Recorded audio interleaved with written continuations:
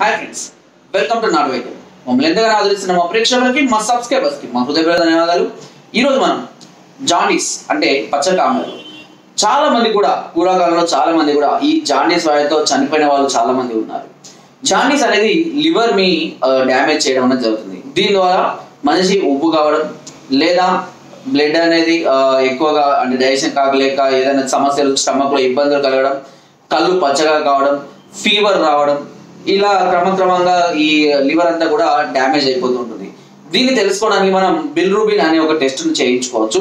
Bilirubin లో కనుక మీకు 1% ఉంటే కనుక అది ఎలాంటి సమస్య లేదు, మీకు ఈ కామెర్ల వ్యాధి లేదు అని చెప్పవచ్చు.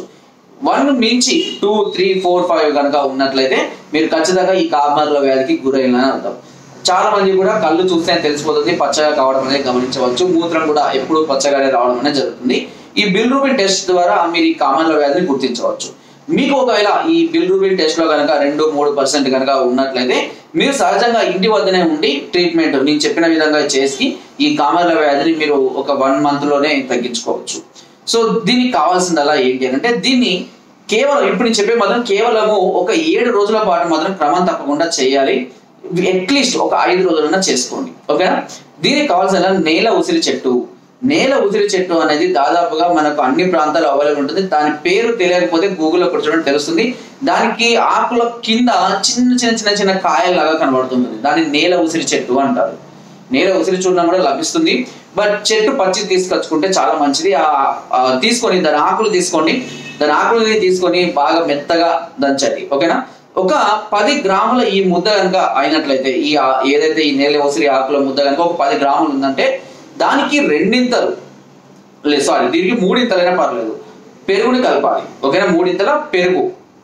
సో ఈ పెరుగు 3 ఇంతల పెరుగు, ఈ ఒక వంతు ఈ ముద్దను మిక్స్ చేసుకొని ఉదయం పూట పరికడుపునే తీసుకోవాలి.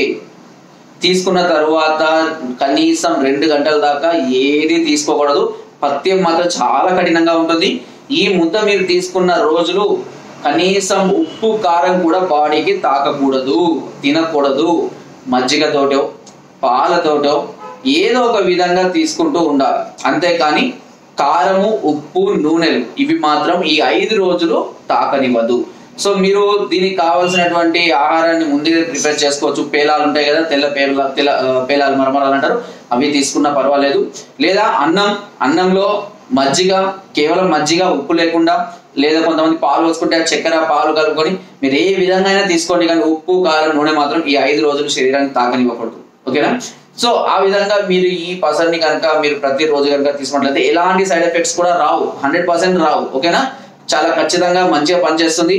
ఒక 10 to 15 days తర్వాత మళ్ళీ మీరు టెస్ట్ చేయించినట్లయితే మీ బిలిరూబిన్ పర్సెంటేజ్ తగ్గిందా లేదా ఈజీగా తెలిసిపోతుంది. సో ఎలాంటి సైడ్ ఎఫెక్ట్స్ అయితే ఉండవు. పథ్యం మాత్రం కంపల్సరీ చేయాలి. ఒకవేళ మీ బిలిరూబిన్ కనుక అబోవ్ 5, 6, 7, 8 అబోవ్ ఉంటే కనుక ఖచ్చితంగా డాక్టర్ల పర్యవేక్షణలో మెడిసిన్ వాడాలి. లేదా లివర్ ఇన్ఫెక్షన్ అయ్యి మనిషి చనిపోయే అవకాశాలు కూడా చాలా ఉన్నాయి. సో ఒక కాలంలో పాతకాలంలో అయితే చేతుల మీద కాల్చడాలు, ఈ తల దగ్గర కాల్చడాలు, ఏదో సంథింగ్ ఏదో ఒక శరీరంలో కాలుస్తే దాని ద్వారా వాతతత్వం అనేది బయటికి పోతుందని చాలా అపోహలు కూడా ఉండేవి. పాతకాలంలో అవన్నీ కూడా చేసేవాళ్ళు చాలా మంది. అయినా కూడా కొంతమంది వీటి వల్ల ఇన్ఫెక్షన్ అయి చనిపోయిన వాళ్ళు కూడా ఉన్నారు. సో ఇప్పుడు అంత అవసరమేం లేదు. చాలా మెడిసిన్స్ అందుబాటులోకి వచ్చాయి. ఆయుర్వేదం కూడా చాలా అడ్వాన్స్డ్ అయిపోయింది. వీటి ద్వారా మనం ఇంట్లోనే ఉండి మనం ఇలాంటి చిన్న చిట్కాలు క్యూర్ చేసుకోవచ్చు. సమస్య పెద్దగా ఉంటే కనుక డాక్టర్ల పర్యవేక్షణలో కనుక ఆయుర్వేదిక్ మెడిసిన్ అయినా సరే ఏదైనా వాడుకోవడం వల్ల ఈ బిలిరూబిన్ తగ్గించుకొని ఈ కామెర్ల వ్యాధి నుంచి మనం బయటపడవచ్చు. సో ఫ్రెండ్స్, నా వీడియో కనుక మీకు నచ్చినట్లయితే ఒక లైక్, ఒక షేర్ చేయండి.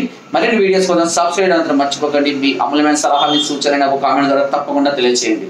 Thank you.